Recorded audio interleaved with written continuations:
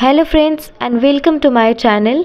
मैं हूं अमृता और आज हम बात करने वाले हैं स्वदेशी मूवमेंट की, यानी कि स्वदेशी आंदोलन की।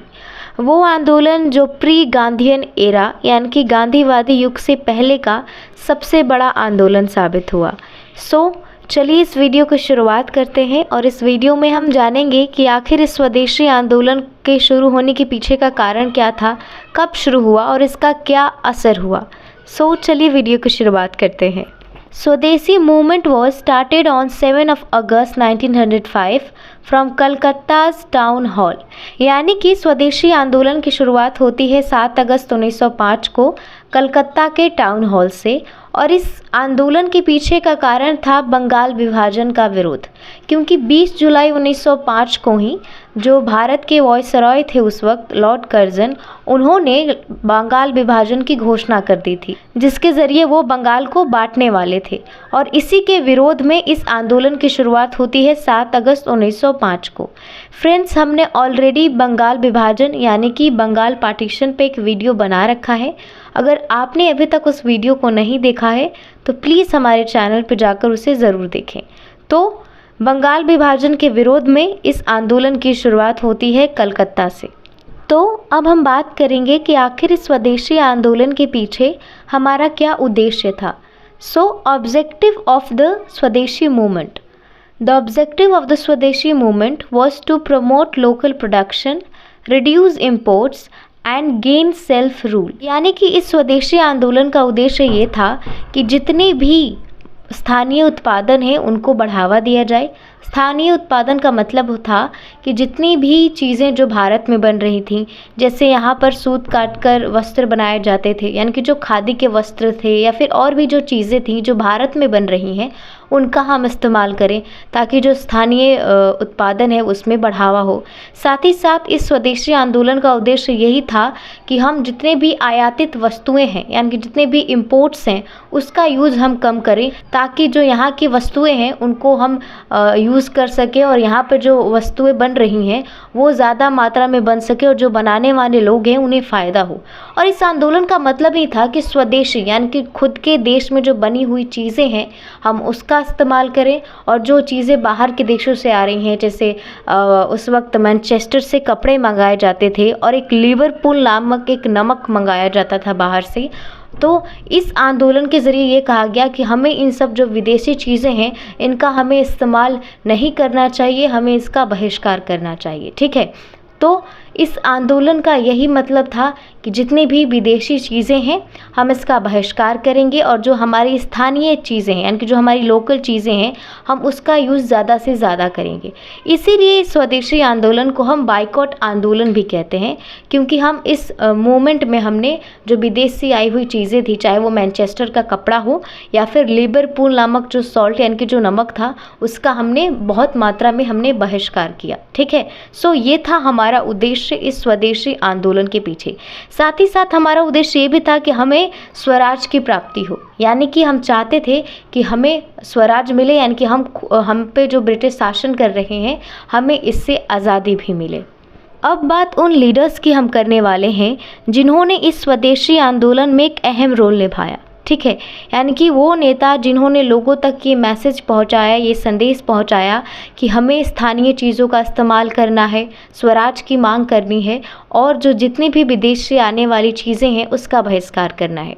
तो इससे पहले कि हम उन लीडर्स का नाम जानें, एक चीज़ हमें ध्यान रखने की ज़रूरत है कि इस मूवमेंट की शुरुआत बंगाल विभाजन के विरोध में कलकत्ता के टाउन हॉल से तो हुई थी, लेकिन कलकत्ता यानी कि बंगाल के अलावा भी भारत के कई हिस्से थे, कई जगह थे जहां पर लोगों ने बंगाल विभाजन के विरोध में प्रदर्शन किए ब्रिटिश सरकार के खिलाफ, और अलग अलग जगहों पर अलग अलग नेताओं ने इसमें अहम छाप छोड़ी, जिनमें सबसे पहले थे बाल गंगाधर तिलक, जो मुंबई और पुणे में स्वदेशी आंदोलन के मैसेज को पहुंचा रहे थे।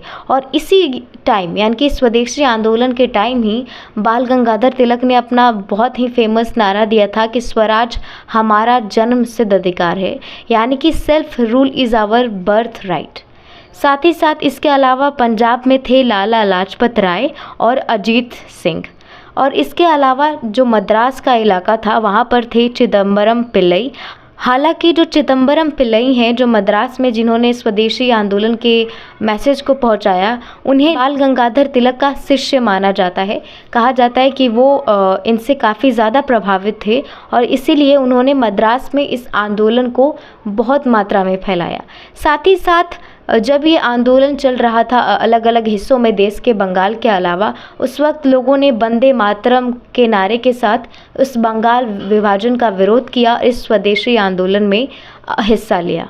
Indian National Congress also supported the Swadeshi movement at their Banaras session in 905 under presidentship of Gopal Krishna Gokhale. यानी कि भारतीय राष्ट्रीय कांग्रेस ने अपने बनारस के अधिवेशन में, जिसकी अध्यक्षता गोपाल कृष्ण गोखले ने की थी, उसमें उन्होंने बंगाल विभाजन का कड़ी निंदा किया और उन्होंने इस स्वदेशी आंदोलन को अपना समर्थन दिया। ठीक है, और ये जो 1905 का जो ये बनारस का अधिवेशन है कांग्रेस का, ये इसी चीज़ के लिए फेमस है कि इस अधिवेशन में जो कांग्रेस पार्टी थी उसने स्वदेशी आंदोलन को अपनाया था। अब बात करने वाले हैं कि इस स्वदेशी आंदोलन का क्या असर हुआ, यानी कि impact of the Swadeshi movement.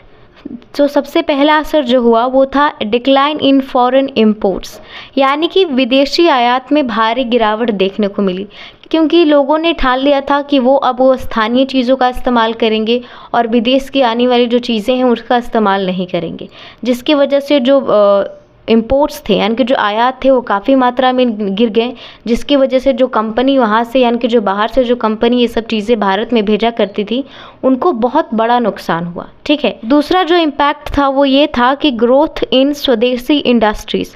हालांकि एक पॉजिटिव, एक सकारात्मक असर था कि जैसे ही बाहर से आने वाली चीज़ों को लोगों ने छोड़ दिया, उसका इस्तेमाल करना बंद कर दिया, वैसे ही जो यहाँ की चीज़ें थीं, यानी कि जो स्वदेशी उद्योग थे, उसमें काफ़ी मात्रा में वृद्धि हुई।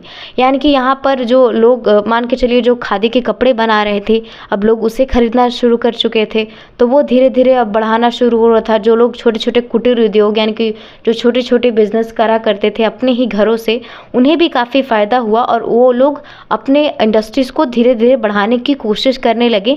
और इस स्वदेशी आंदोलन के दौरान देखा गया कि बहुत मात्रा में जो स्वदेशी उद्योग है उसमें वृद्धि हुई और उन लोगों में काफ़ी सुधार आया उनकी स्थितियों में जो स्वदेशी उद्योगों में लगे हुए थे। ठीक है, तीसरा इम्पैक्ट था मार्ले मिंटो रिफॉर्म्स ऑफ 1909, यानी कि इस स्वदेशी आंदोलन ने ब्रिटिश सरकार की जो जड़ें थी लगभग हिला दी, क्योंकि लोगों ने ब्रिटिश के आने वाली चीज़ों का ना सिर्फ बहिष्कार किया बल्कि उसकी होली जलानी शुरू कर दी। यानी कि उन्होंने जो, जैसे मैनचेस्टर के जो कपड़े थे उसे जलाना शुरू कर दिया पब्लिकली, और इसके अलावा उन्होंने यहाँ की चीज़ों का इस्तेमाल करना तो शुरू कर ही दिया था।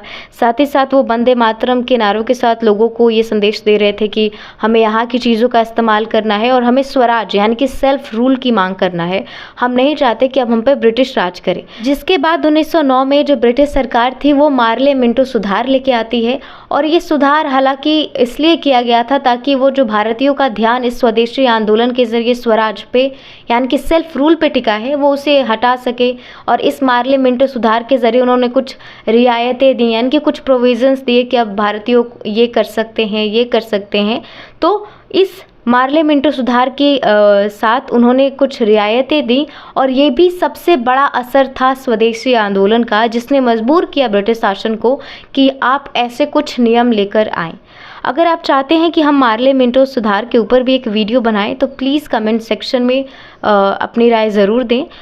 ये था असर स्वदेशी आंदोलन का कि यहाँ की जो बनाई जाने वाली चीज़ें थीं, यानी कि जो लोकल चीज़ें थीं, उनका प्रोडक्शन बढ़ गया, जो बाहर से आने वाली चीज़ें थीं उनका प्रोडक्शन घट गया, और ब्रिटिश शासन मजबूर हो गई कि वो मार्ले मिंटो सुधार जैसी चीज़ों को लेकर भारतीयों के सामने आए। Swadeshi movement was almost over due to government's violent repression, यानी कि 1908 आते आते वो आंदोलन जो 1905 में शुरू हुआ था वो 1908 आते आते लगभग ख़त्म हो गया। और ख़त्म होने के पीछे थी सरकार की जो दमनकारी नीतियाँ थी। वो सरकार ने बहुत मात्रा में लोगों का दमन किया।